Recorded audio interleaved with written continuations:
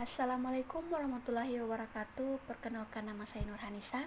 Saya dari jurusan Ilmu Administrasi Bisnis dari kelas A angkatan 2019. Di sini saya akan menjelaskan tentang perangkat lunak. Yang pertama yang saya akan bahas yaitu pengertian perangkat lunak. Sebagai pendukung dalam pembuatan keputusan diperlukan sebuah perangkat untuk mendukung, yaitu perangkat lunak.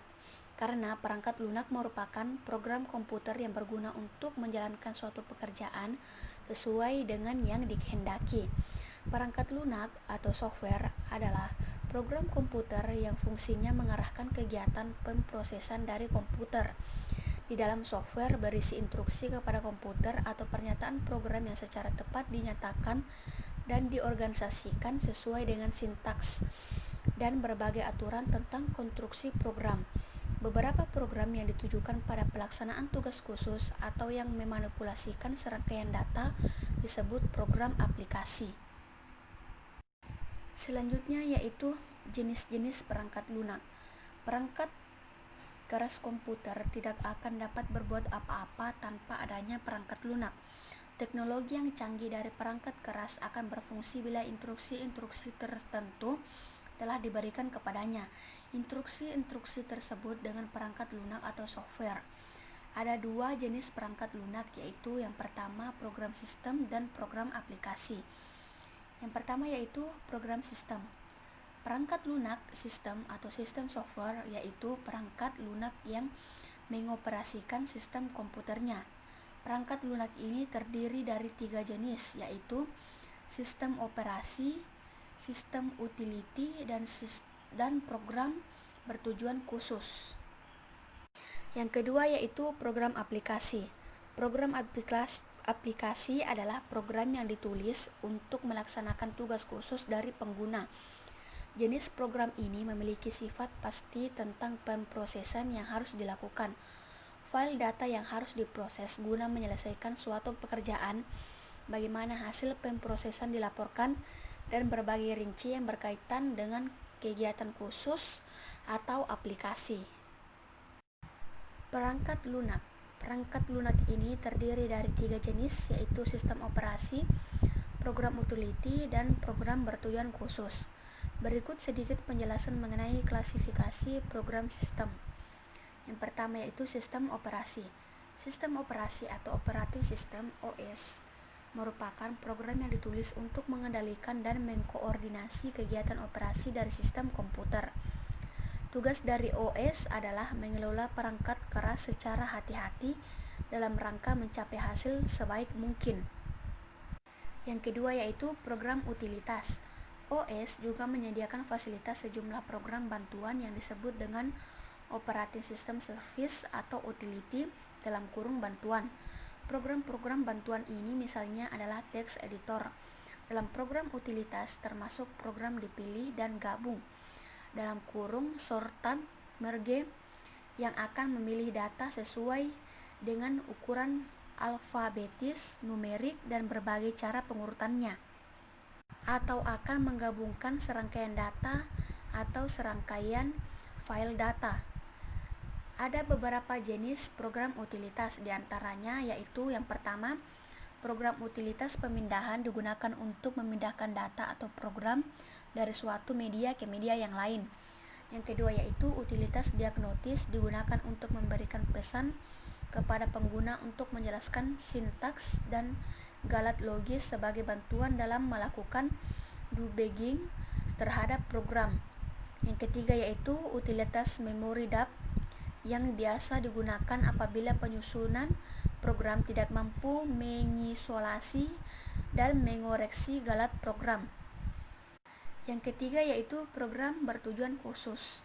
Sistem ini dimaksud untuk meningkatkan kemampuan sistem operasi dan memberikan layanan khusus kepada program aplikasi.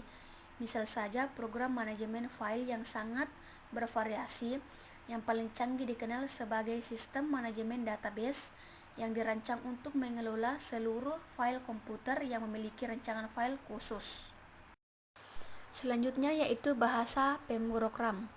Program komputer ditulis dengan bahasa yang biasa disebut dengan Bahasa pemrogram komputer atau perangkat lunak bahasa atau language software. Bahasa pemrogram merupakan perangkat khusus yang sudah disediakan oleh pabrik komputer yang sudah dibuat oleh perusahaan perangkat lunak yang digunakan untuk mengembangkan program aplikasi. Program ini berfungsi sebagai penerjemah perangkat atau program yang ditulis oleh bahasa awam sehari-hari menjadi bahasa mesin atau machine language yang dimengerti oleh komputer. Tujuan dari bahasa pemrogram adalah untuk memungkinkan para pemrogram untuk mengembangkan pemecahan masalah bagi masalah pengelolaan data secara terstruktur dan kemudian mengkomunikasikan secara tepat pemecahan tersebut kepada sistem komputer. Terdapat beberapa jenis bahasa pemrogram, diantaranya yang pertama yaitu bahasa mesin atau machine language, dianggap sebagai bahasa rendah karena sangat erat kaitannya dengan rangkaian komputer, yang merupakan kode biner yang berkomunikasi secara langsung dengan rangkaian, yang dalam programnya merupakan kombinasi dari 1 dan 0. Yang kedua yaitu bahasa assembly. Assembly merupakan program yang digunakan untuk menerjemahkan program aplikasi yang ditulis dengan bahasa perakit atau assembly language, atau seringkali disebut bahasa pemrogram simbolik atau symbolic program language karena merupakan bahasa pertama yang menggunakan simbol daripada kode 1 dan 0. Yang ketiga yaitu bahasa prosedural. Bahasa prosedural adalah salah satu jenis bahasa tinggi. Bahasa prosedural disebut demikian karena pemrogram harus menguraikan secara rinci prosedur untuk pengelolaan data di dalam sistem komputer. Bahasa prosedural digunakan untuk mengembangkan aplikasi program yang dapat memecahkan berbagai masalah untuk kelompok pengguna. Bahasa ini disebut tinggi karena ditulis mengikuti cara manusia berpikir daripada proses komputer. Yang keempat yaitu bahasa interaktif. Bahasa interaktif adalah jenis lain dari bahasa tinggi yang digunakan untuk mengembangkan program aplikasi. Bahasa ini disebut interaktif karena kemampuannya untuk menjaga hubungan yang online dan real-time antara pengguna dengan komputer. Umumnya, galat pemrogram dilaporkan langsung pada program dengan segera oleh komputer, dan kemudian pengguna mengajukan pertanyaan maka pengguna akan menanggapinya. Yang kelima yaitu bahasa-bahasa file dan database query. Bahasa-bahasa file dan database query dimaksudkan agar memungkinkan program ditulis dengan cepat guna mengakses informasi dan mengambilnya dari sistem file komputer. Biasanya bahasa ini juga akan meletakkan bahasa yang diambil ke dalam format laporan yang disusun oleh pengguna. Sebagian besar bahasa-bahasa query dan retrieval mampu mengakses berbagai jenis struktur file komputer. Yang keenam yaitu bahasa produktivitas. Bahasa produktivitas atau prosedural adalah bahasa interaktif yang sudah disempurnakan sehingga lebih cepat dan lebih mudah digunakan untuk menyusun program, dan beberapa di antaranya bahkan lebih mudah dipelajari. Disebut non-prosedural karena penggunanya hanya diminta merumuskan spesifikasi data yang diperlukan, selain juga spesifikasi prosedur pemrosesan. Selanjutnya yang ketujuh yaitu bahasa-bahasa khusus. Dari beberapa jenis bahasa yang tidak dapat dimasukkan ke dalam klasifikasi seperti yang dibahas di atas, sebagian karena merupakan bahasa tinggi yang memiliki tujuan khusus di samping juga memiliki keakraban sebagaimana dengan bahasa produktif lainnya. Beberapa di antaranya juga meningkatkan kemampuan pengguna untuk memerintah komputer dengan cara tertentu. Beberapa di antaranya dapat dianggap sebagai bahasa penopang keputusan atau Decision Support System atau DSS. Demikianlah pembahasan saya mengenai tentang perangkat lunak.